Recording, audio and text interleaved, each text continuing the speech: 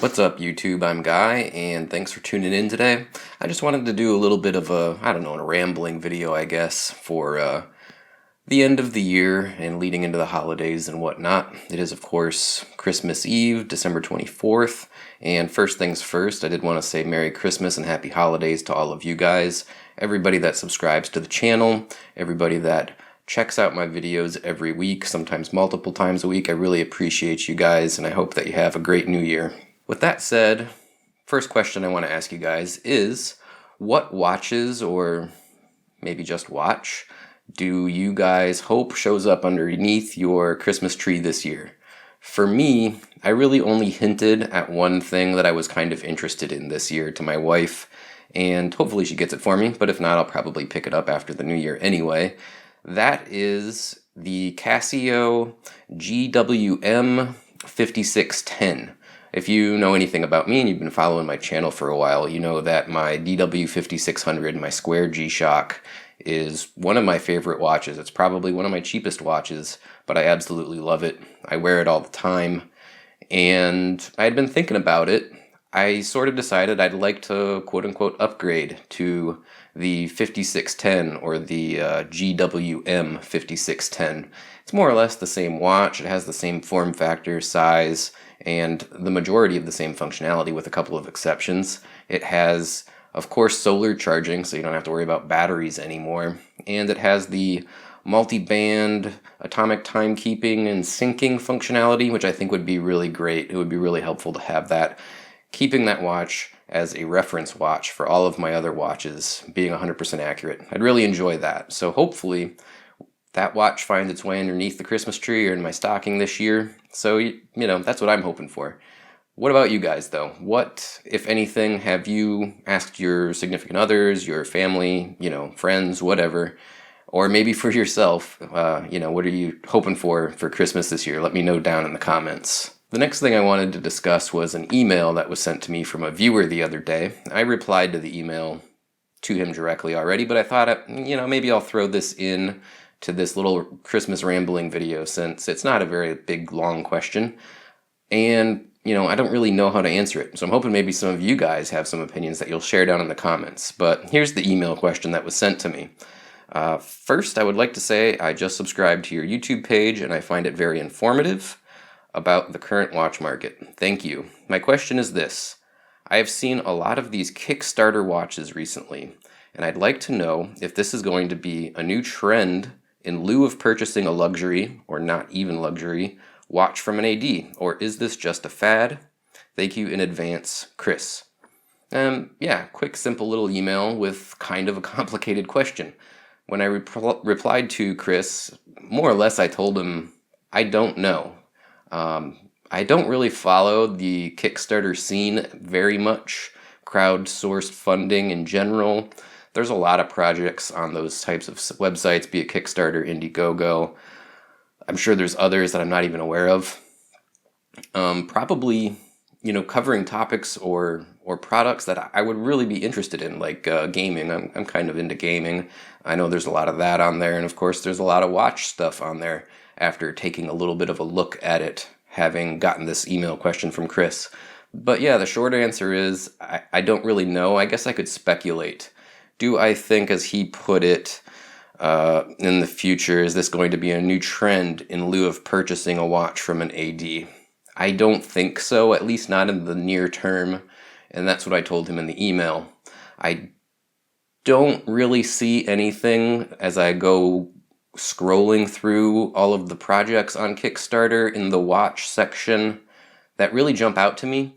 It seems like it's a lot of micro brands and startups, and I suspect that eventually something's going to catch on and something's going to quote-unquote catch fire, right? Sooner or later, a brand is probably going to emerge that got its roots started in the Kickstarter or crowdfunding scene. That's bound to happen.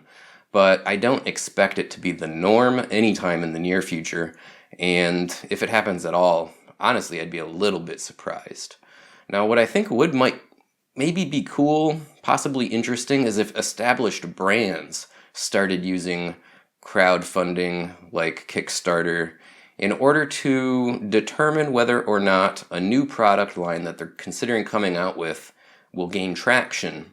So we'll just say hypothetically, I don't know, Omega, they make 1 million new watches every year. Instead of just coming out with new limited editions over and over and new product lines all the time, maybe they should start a Kickstarter, let people kind of pre-order the watch and vote with their pocketbook or vote with their dollars on whether or not they think this watch should even get made. I could see that maybe getting a foothold in the watch industry once some of these bigger companies decide to get a little brave and to step outside of their normal comfort zone. It's probably not likely to happen, but I could see something like that happening, and it might be cool if somebody did that. Now, what do you guys think? Maybe you can give Chris a better answer than I did if you've been in the Kickstarter crowdfunding scene. Do you think that first of all, are there any good deals or are there any good products coming out of Kickstarter that you think maybe I've missed, maybe Chris here has missed, that they should be checking out? Again, I looked through the list and I didn't really see anything jump out at me as particularly interesting, but I didn't spend a lot of time on it. So yeah, let us know in the comments down below if there's anything that we should have on our radars. Secondly, do you think that this could become a trend and sort of become the new normal in the future? Or is it just a passing fad that's happening right now? I'd appreciate it if you guys could help us out and fill in the blanks on that one down in the comments below. The next thing I wanted to talk about was a couple of new watches that have been announced recently. This isn't actually super recent news. It's been out there for a little while, and I'm sure most of you are already aware of it and probably have seen it, but I wanted to put my stamp on it and talk about it a little bit. The first one is a new Hamilton watch that they announced maybe a month back or thereabouts. It's a mechanical hand-wind khaki field line field watch. It's got a very vintage-inspired aesthetic or style. If you're familiar with the Hamilton field watches that came out in the maybe 50s, 60s, 70s, and there were other manufacturers making them for the American military at that time frame as well, but Hamilton's maybe one of the more notable. Those were really cool watches, and Hamilton has apparently decided to reissue a watch in that vein recently. It's not going to be a limited edition, which I'm super happy about because I hate the idea of chasing down limited edition watches. I just want to buy it when I want to buy it. So I'm really excited about that. It's apparently reference number H600.964.102. And I don't know a lot of information about it. What they said was that it's going to be available in their new boutique in Japan through the end of 2017, and it will be available for order worldwide after January 2018. On their Instagram account, they said it's going to have a retail price of 57,240 Japanese yen, which apparently translates into about $500 US. At $500, I'm not sure if I'm a buyer, but I expect that it'll be available with discounts at retail or through gray market for a much lower price point. If it was in line with the current khaki field mechanical, which is around $250, $275 is usually what I see the price at, I'm definitely a buyer. Now, the big difference between this watch and that existing model is that this one has no date complication, which I kind of like. And it's funny because generally I prefer to have a date complication. But in this case, I think the watch looks really great without it. Number two, it is a direct throwback to that old vintage style.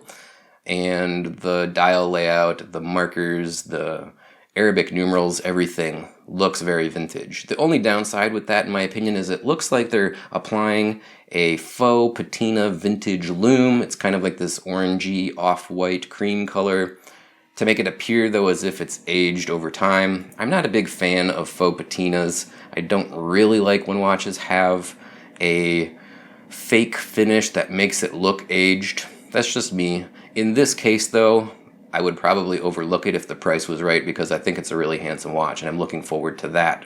The next new product announcement that I wanted to talk about was from Seiko. They've announced a handful, I think 3 or 4 new turtle watches, and they're kind of being called the baby turtle by everybody online because it's a slightly miniaturized version of the very popular turtle series from Seiko. These are, of course, Prospex branded, so they're going to have all of the features and functionality that you would come to expect with a Prospex watch. Reference numbers on those, they're SRPC 35, 37, 39, and maybe 41 as well. I don't know a whole lot about them. I do know that they're going to be roughly 2 millimeters smaller in diameter than the existing turtle. I believe the existing turtle is about 44. These are supposed to be around 42. In the pictures that I've seen of them, I'm not digging it, if I'm going to be perfectly honest. It, first of all, seems like a solution to a problem that doesn't exist. I don't know if people are just clamoring for a turtle watch that's 2 millimeters smaller. I don't know, maybe I'm wrong, but I just don't think that that's a common thing that people are asking for. I don't see it posted online on forums and Facebook groups and stuff. So, again, I'm not sure if it's really a solution to a problem that exists. Number two, they changed the layout of the dial a little bit, and in my opinion, the original turtle dial looks much better. Minor things, minor variations. Most people probably are going to say it looks basically the same. I guess it does, but the markers are a little bit different, and I don't know. The original turtle was pretty close to perfect for what it was, other than, yeah, it's a little bit big if you're small-wristed, but I think that this one's going to still be a little bit big if you're small-wristed, is, I guess, the problem.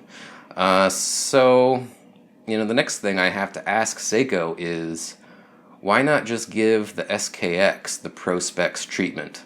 I think that is something that people have been clamoring for and asking for a long time now. I know I have been.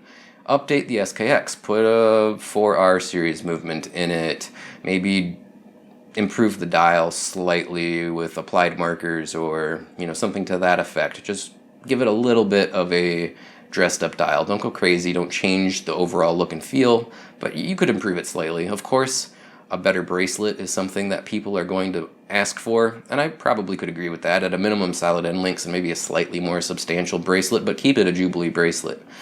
I think that's something that people are asking for, and I don't know why they're not doing it. Maybe the SKX sells so well that there's no point in trying to quote-unquote fix it. If it's not broken, don't fix it. Maybe that's it. Maybe they plan on retiring it at some point in the not-too-distant future. I could see that happening, to be completely honest, at the rate that they have retired watches in 2017, particularly exceptional watches, for that matter. So, yeah, that's my 2 cents on the new Seiko Baby Turtle. Meh, I guess. That's really all I have to say about it. I'm not super impressed. So did you guys see this video that's been floating around the internet? It is of this fella named John Wall. He's apparently the point guard for the Washington Wizards NBA basketball team. I don't really follow basketball, so to be honest, I don't know who he is. But apparently he's a fairly notable athlete, and there's a video floating around where he is giving everybody on his team Rolex day dates for Christmas. Turns out there's 16 guys on his team, so he gave each of these 16 guys a day date on a presidential bracelet, solid gold, at the tune of, $40,000 a piece times 16 players. You're talking about a $640,000 Christmas present to his team. Apparently he went through Govberg Jewelers, according to the TMZ article that I saw, and it was pretty cool. I mean, I don't know why I want to bring this up. Number one, just to see if you guys saw it. It was just a couple of days ago, and everyone's excited and open up these Rolexes and stuff, and they're all professional athletes, so without a doubt they could afford them themselves, but it seemed genuinely like a lot of those guys were really impressed and really happy to get such a nice gift. Now, first of all, apparently we don't have to worry about John Wall. He just signed something like a $200 million contract extension this past summer, so he's going to be okay. Number two, what I was wondering from you guys, what is the nicest wristwatch-related gift you've ever received? And also, maybe the nicest wristwatch-related gift you've ever given to somebody. Certainly, I've never given anybody a Rolex. I've never received a Rolex as a gift. That would be pretty outstanding. But, I don't know, I gave my dad a wristwatch for Father's Day. I reviewed the Orient Ray 2. You guys probably saw that video several months ago. I gave him that watch, which he was really happy with. It's not luxury or anything, but it's a super good quality watch, and I know he's going to be happy with it for a long time. That's probably the, I don't know, quote unquote, biggest wristwatch gift I've ever given anybody. As far as receiving, I mean, I don't know, my wife, we're sort of a unit, so if I buy a watch for myself, in extension, she's sort of helping me get it too, because, we work together on everything. So I look at every watch that I buy for myself as a gift from her, regardless of whether or not she went and picked it out for me or not. But yeah, what about you guys? What's the biggest or most extravagant wristwatch gift you've ever given or received? I'd like to hear about that in the comments. Last thing to discuss here before we close out this video, another Rolex topic.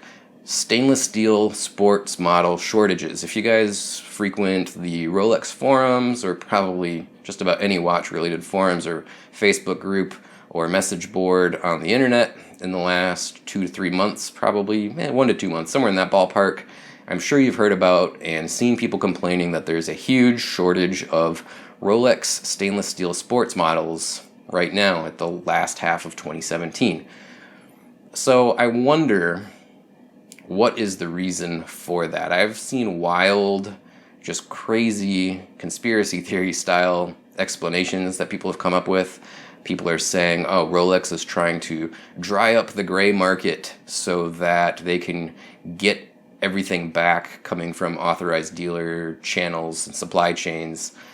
I sort of doubt that personally. I think that Rolex probably doesn't really care about the gray market. Certainly, I don't think authorized dealers really do. The gray market helps them quite a bit by moving more undesirable pieces. If a guy wants to be a Rolex quote-unquote dealer but unauthorized, he's got to find authorized dealers that he can buy watches from. So for every desirable piece that he buys, let's say a Submariner or a Daytona or whatever, he's probably got to buy a handful of two-tone and solid gold Datejusts and ladies' watches and things that are going to be hard to move. That's the incentive for the authorized dealer to put those watches through to the gray market, is they get to offload inventory for stuff that maybe they've been sitting on for a long while. I don't really think that that's what they're doing. So what is the explanation on that? Why is there a giant shortage of stainless steel sports models? I've seen other people speculate that they're planning a price increase in 2018, and they're trying to dry up the current inventory so that they can roll out new inventory with this new increased price point. I don't know. I don't know if that's true. I mean, it could happen. I don't think that that's their motivation. I think that there could be a price increase. I mean, any year there could be a price increase, right? But I don't think that their motivation for having a shortage of watches right around Christmas is to get prepared for a price increase. So I'm not buying into that one either. The most, I don't know, not obvious, that's not the right word.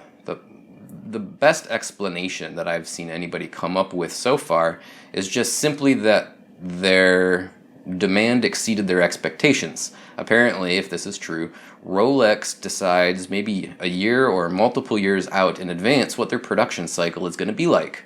So by the end of this year, the demand just exceeded their expectations, and they don't have any watches built. Apparently, it's rather time consuming for them to, manufacture all of their watches. So there's nothing currently in their inventory to ship out. They're in the process of making more watches, and that's the explanation for the shortage. Basically, supply did not exceed demand. So that's probably the most plausible explanation. It's just that demand, exceeded their expectations. They ran out of inventory, and they're making more watches as fast as they can. That's probably the one that I would buy into the most. But the fact of the matter is, nobody outside of Rolex headquarters really knows. Lots of people will say, oh, I went into my authorized dealer, and they said, come January, there's going to be a price increase. My understanding is that Rolex doesn't give authorized dealers that information until it happens. So if you go into a dealer and you're saying, I want to buy XYZ watch, but I'm not sure, maybe not today, and he's trying to get you to buy, and one of his sales tactics is, well, the price is going up soon, he's probably making that up. He probably doesn't know, because nobody outside of Rolex knows, is at least the way that I understand it. So what's your guys' speculation as to why there is an absurd shortage of stainless steel Rolex sports models on the market right now? In particular, Submariners, GMT Master 2s, all the good stuff that everybody wants. Why is there such a big shortage? I'd like to hear your opinions on that. So that's basically everything I wanted to talk about today in my rambling video. I might do more of these in the future. Please let me know down in the comments below if you kind of like me just talking about a handful of different topics for a few minutes, or if you'd rather me just stick to doing watch reviews and, basically keep making my bread and butter content. I'd like to hear your opinions on that. Also, happy holidays, and if I don't make a new video before the end of the year, Happy New Year. I'm going to try to make one more this year. We'll see what happens.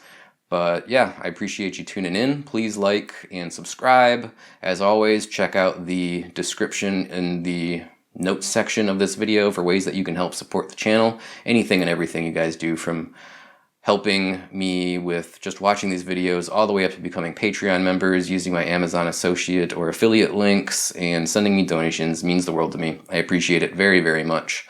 So, alright, I'm going to sign off here and get this video uploaded, and we'll see you, if not sooner, in the new year. Bye now.